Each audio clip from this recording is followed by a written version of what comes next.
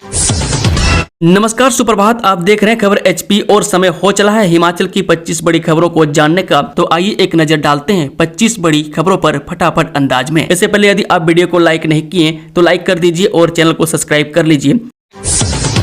Himachal school शिक्षा board ने घोषित किया डीएलएड परीक्षा का परिणाम। अक्टूबर-नवंबर में हुई थी परीक्षाएं।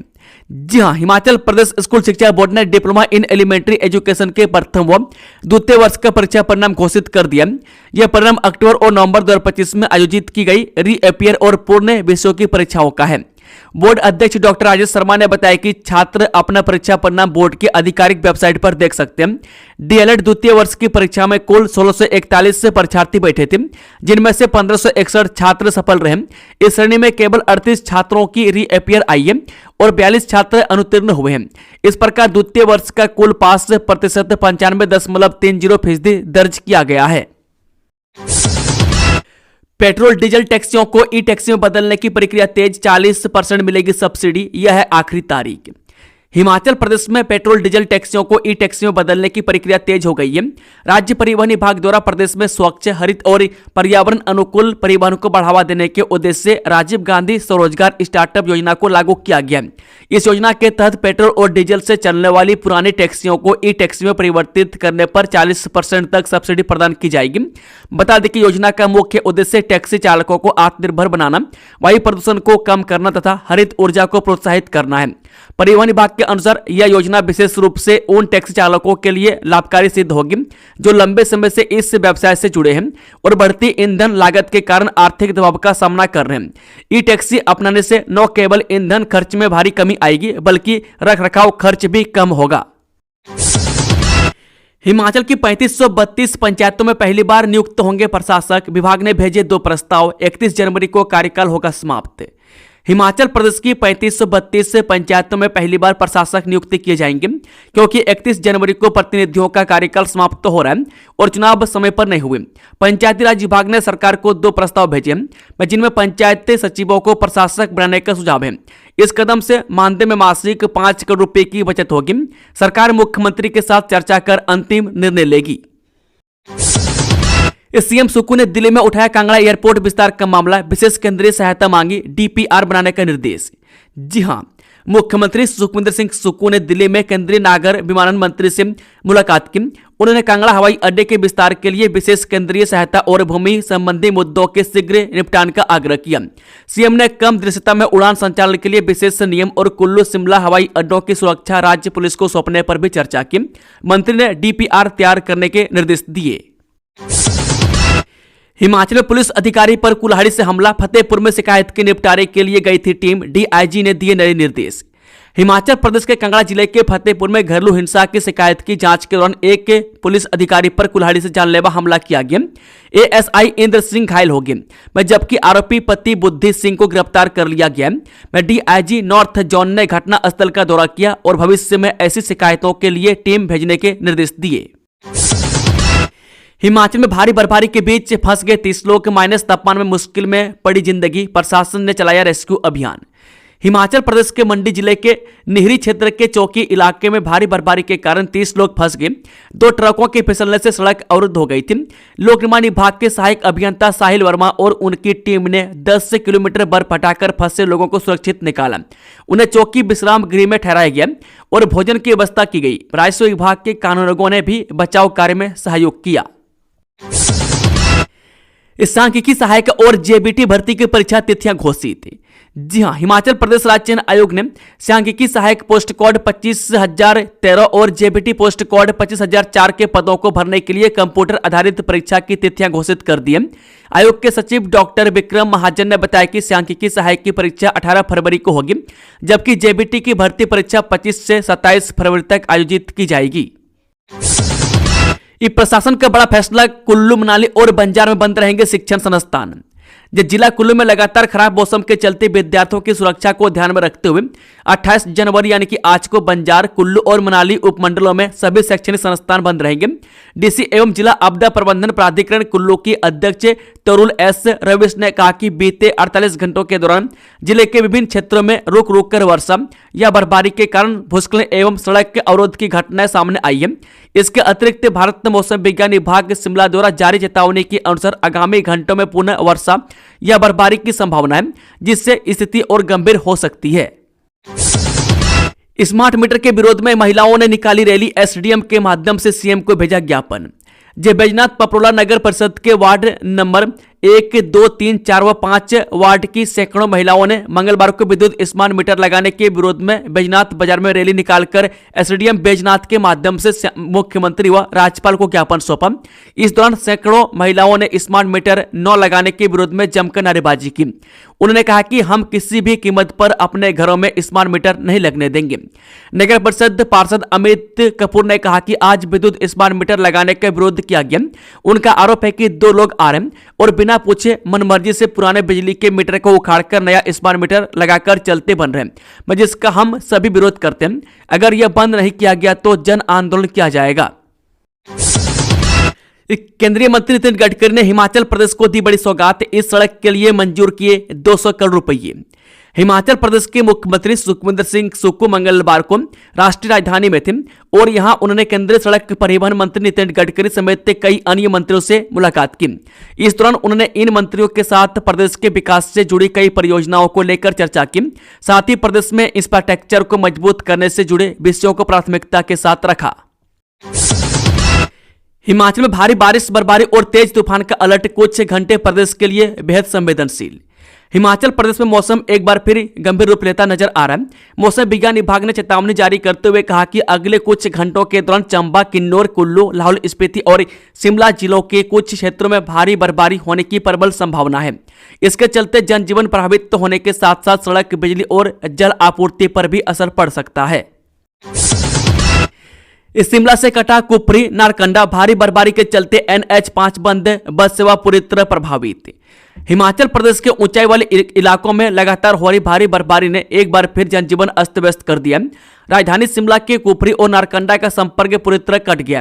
भारी हिमपात के चलते राष्ट्रीय राजमार्ग 5 पर यातायात ठप हो गया, जिससे बस सेवाएं और निजी वाहन बुरी तरह प्रभावित हुए हैं। सड़क बंद होने से स्थानीय लोगों के साथ साथ पर्यटकों को भी भारी परेशानियों का सामना करना पड़ रहा है।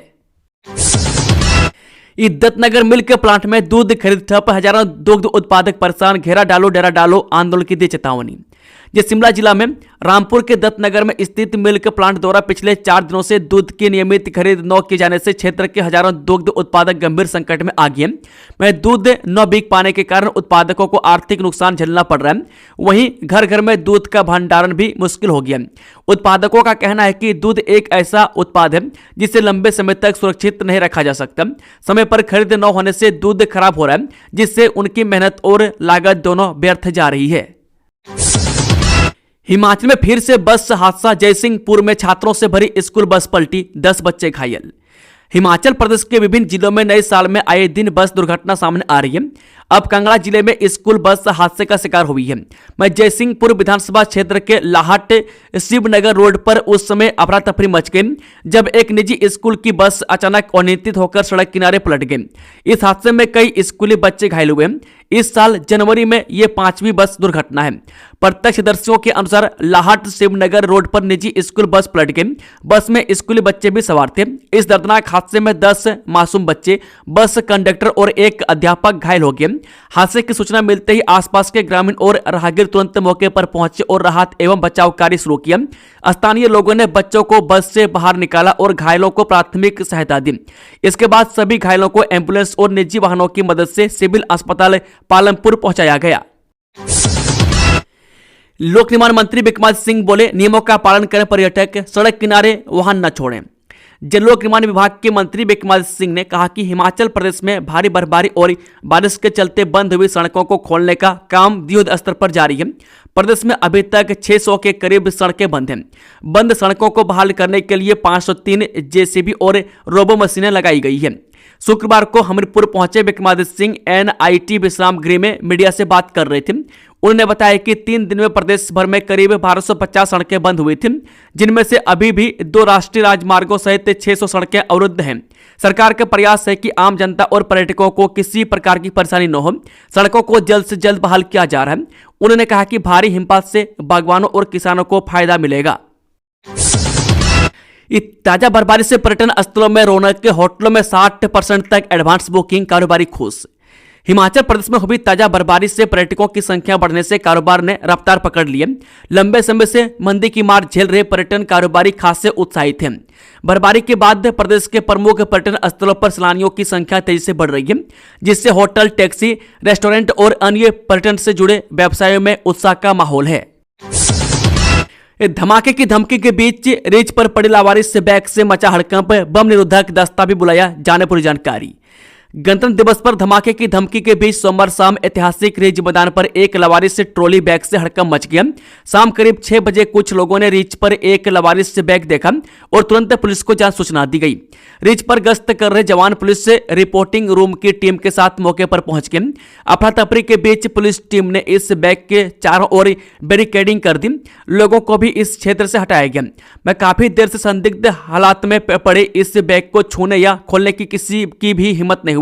इसके बाद बम निरोधक दस्ते को मौके पर बुलाया गया। परमवीर संजय कुमार अब मानद कैप्टन, बलिदानी बलदेव चंद को मरणोपरांत शौर्य चक्र।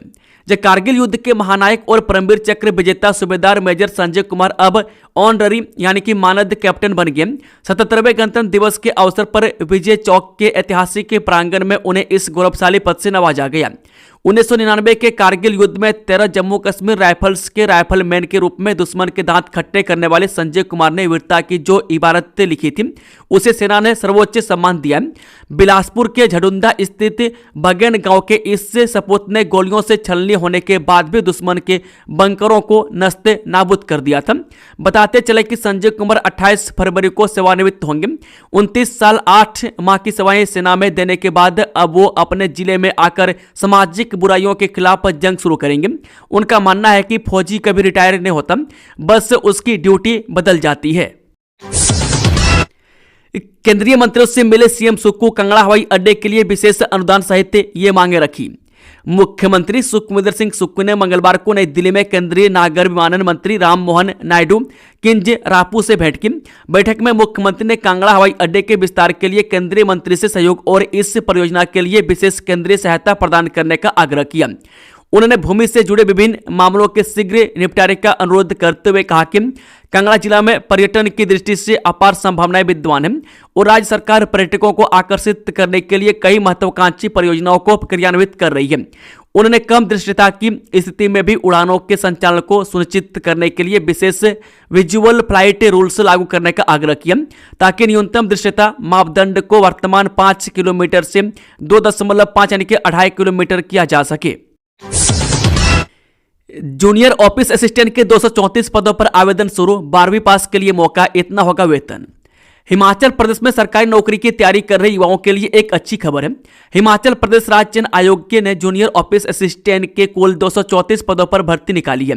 पंजीकरण प्रक्रिया आज से शुरू हो रही है और 27 फरवरी तक चलेगी। बता दें कि 12वीं पास उम्मीदवार इस भर्ती में शामिल हो सकते हैं। बारिश बर्फबारी का अलर्ट, मनाली बंजार के सभी स्कूलों में अवकाश, कुल्लू के 13 स्कूल रहेंगे बंद। हिमाचल प्रदेश जिला कुल्लू के कुछ भागों में भारी बारिश व बर्फबारी की संभावना को देखते हुए जिला प्रशासन ने स्कूलों को लेकर फैसला लिया।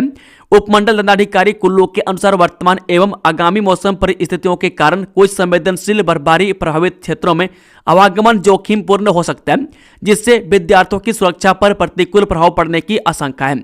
ऐसे में कुल्लू के 13 स्कूल बंद रहेंगे, जबकि मनाली और बंजार उपमंडल में सभी स्कूलों में आज अवकाश घोषित किया है। उपायुक्त कुल्लू तोरुल एस रविश ने सभी संबंधित विभागों एवं अधिकारियों को आदेश की कड़ाई से अनुपालन सुनिश्चित करने तथा विद्यार्थियों की सुरक्षा को लेकर आवश्यक कदम उठाने के निर्देश दिए गए हैं। ऊना के जंगलों में वन विभाग की दबिश, अवैध खैर कटान में 4 लोगों को पकड़ा, 2 गाड़ियां भी जब्त। हिमाचल प्रदेश के ऊना जिले में अवैध खेर कटान में वन विभाग ने बड़ी कार्रवाई की है। जिला वन अधिकारी सुशील राणा की अध्यक्षता और रेंज अधिकारी अंकुश आनंद की देखरेख में बंगाना और ऊना रेंज के तहत 2 अलग अलग स्थानों पर सरकारी जंगलों से खेर के कटान पर माफियाओं पर शिकंजा कसा है। विभाग की टीम ने 2 गाड़ियों सहित 4 लोगों को पकड़ा है। अन्य मौके से फरार हो गए। विभाग ने FIR दर्ज कर जांच शुरू कर दी है। इस शिमला में युवकों ने एक साथ किया चिट्टे का नशा, फिर साथी को मृत समझकर कार समेत खाई में धकेला। जी शिमला के रोहडू में एक चौंकाने वाली घटना सामने आई है। एक व्यक्ति ने दोस्त के साथ चिट्टे का सेवन किया। अगली सुबह दोस्त के न उठने पर उसे मृत समझकर आरोपी ने सबको उसी की कार में डाला, फिर कार को घर से दूर ले जाकर गहरी खाई में धकेल दिया ताकि यह सड़क हादसा लगे। पुलिस ने मामला दर्ज कर जांच शुरू कर दी है। इस स्वास्थ्य मंत्री की दवा उद्योगों को चेतावनी, सैंपल फेल हुए तो होगी कार्रवाई।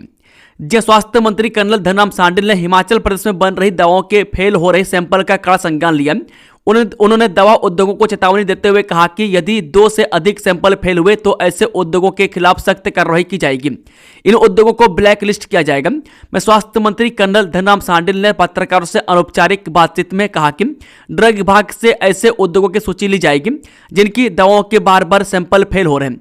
उन्होंने कहा कि दवा के सैंपल फेल होना बड़ा अपराध है, यह लोगों के जीवन के साथ खिलवाड़ है। दवा की गुणवत्ता के साथ किसी भी प्रकार का समझौता नहीं किया जाएगा। यदि उद्योग गुणवत्ता में सुधार नहीं करते तो प्रदेश से बाहर का रास्ता दिखाया जाएगा। बंद कमरे में चल रहा था नशे का कारोबार, पुलिस ने गुप्त सूचना पर दी दबिश। कुल्लू के 2 युवक रंगे हाथों गिरफ्तार। जी हां, राजधानी शिमला में नशे के सौदागरों पर पुलिस का शिकंजा कसता जा रहा है। इसी कड़ी में पुलिस थाना सदर शिमला की टीम ने नशा विरोधी अभियान के तहत कार्रवाई करते हुए 3 kg 87 ग्राम चिट्टे के साथ 2 युवकों को गिरफ्तार किया है। पुलिस ने दोनों आरोपियों के खिलाफ NDPS एक्ट के तहत मामला दर्ज कर आगामी जांच शुरू कर दी है। घटना 26 जनवरी की है, जब ASI हिमेश अपनी टीम के साथ ऑकलैंड टनल के पास पेट्रोलिंग और ट्रैफिक ड्यूटी पर तैनात थे। इसी दौरान पुलिस को गुप्त सूचना मिली कि चैपसली एस्टेट क्षेत्र के एक मकान में अवैध रूप से नशीले पदार्थों की गतिविधियां चल रही है। सूचना को गंभीरता से लेते हुए ASI हिमेश ने अपनी टीम के साथ तुरंत मौके पर दबिश दी। हिमाचल में फिर शुरू हुई बर्फबारी, शिमला में स्नोफॉल देख टूरिस्ट का दिल हुआ गार्डन। प्रशासन ने जारी की एडवाइजरी। हिमाचल प्रदेश में मौसम ने एक बार फिर करवट ले ली। राजधानी शिमला समेत प्रदेश के ऊंचाई वाले इलाकों में फिर से बर्फबारी का दौर शुरू हो गया। शिमला के रिज पर बर्फबारी होते देख पर्यटक उत्साह में नजर आए, जबकि ऊंची चोटियों पर बर्फ की मोटी चादर बिछने लगी है। मनरेगा का नाम बदलने के विरोध में कांग्रेस का हल्ला बोल, सुलह में संजय चौहान की अगुवाई में हुआ जोरदार प्रदर्शन। केंद्र सरकार द्वारा महात्मा गांधी राष्ट्रीय ग्रामीण रोजगार गारंटी अधिनियम की मनरेगा का नाम बदलने जाने के निर्णय के खिलाफ आज तहसील मुख्यालय सुलह में विरोध प्रदर्शन हुआ। इस प्रदर्शन का नेतृत्व सुलह कांग्रेस के पूर्व अध्यक्ष एवं हिमाचल प्रदेश ग्रामीण एवं कृषि बैंक के चेयरमैन संजय चौहान ने किया। उनके साथ सुलह विधानसभा के समन्वयक पुनीत मल्ली भी मुख्य रूप से उपस्थित रहे। प्रदर्शन के दौरान बड़ी संख्या में कांग्रेस कार्यकर्ता और स्थानीय ग्रामीण एकत्रित हुए। कार्यकर्ताओं ने केंद्र सरकार के खिलाफ जमकर नारेबाजी की और एक रैली के रूप में तहसील मुख्यालय पहुंचे। हिमाचल के कैप्टन योगेंद्र को राष्ट्रपति करेंगे शौर्य चक्र से सम्मानित। मुठभेड़ में आतंकी को किया था ढेर। जब इरादे हिमालय जैसे ऊंचे हों तो दुश्मन की हर साजिश से घुटने टेक देती है। हिमाचल प्रदेश के मंडी जिले के एक छोटे से गांव से निकलकर भारतीय सेना में अपनी बहादुरी का लोहा मनवाने वाले कैप्टन योगेंद्र ठाकुर ने कुछ ऐसा ही कर दिखाया। जम्मू कश्मीर की दुर्गम वादियों में अपनी जान की परवाह किए बिना आतंकवादियों से लोहा लेने वाले इस जाबाज ऑफिसर को अब देश के सर्वोच्च नागरिक के महामहिम राष्ट्रपति द्वारा शौर्य चक्र से नवाजा जाएगा। हरियाणा से एंट्री, हिमाचल में अवैध कटान विभाग ने ऐसे दबोचा वन माफिया का सरगना। हिमाचल प्रदेश और हरियाणा की सीमा पर स्थित काला अम के सुकेती क्षेत्र में वन विभाग ने वन माफिया के खिलाफ बड़ी कार्रवाई को अंजाम दिया। विभाग की टीम ने गुप्त सूचना के आधार पर जाल बिछाकर खेर की लकड़ी की तस्करी कर रहे एक आरोपी को मौके से दबोच लिया। हालांकि अंधेरे का फायदा उठाकर आरोपी के अन्य साथी फरार होने में कामयाब रहे। अंतर्राष्ट्रीय ड्रग मनी लॉन्ड्रिंग नेटवर्क में हिमाचल का कनेक्शन उजागर। जो अंतर्राष्ट्रीय ड्रग मनी लॉन्ड्रिंग मामले की जांच कर रहे प्रवर्तनशाली यानी कि ईडी को हिमाचल प्रदेश से जुड़े अहम सुराग मिले। मैं गोवा से शुरू हुई इस जांच में सामने आया है कि नशीले पदार्थों की संगठित आपूर्ति श्रृंखला हिमाचल तक फैली हुई है, जिससे राज्य का नाम इस हाई प्रोफाइल मामले में जुड़ गया है। ईडी के पणजी जोनल कार्यालय ने धन शोधन निवारण अधिनियम 2002 के तहत देश के विभिन्न राज्यों में एक साथ कार्रवाई करते हुए 26 परिसरों पर तलाशी ली। इस अभियान के तहत प्रदेश के 2 जिलों में भी दबिश दिए जाने की सूचना है।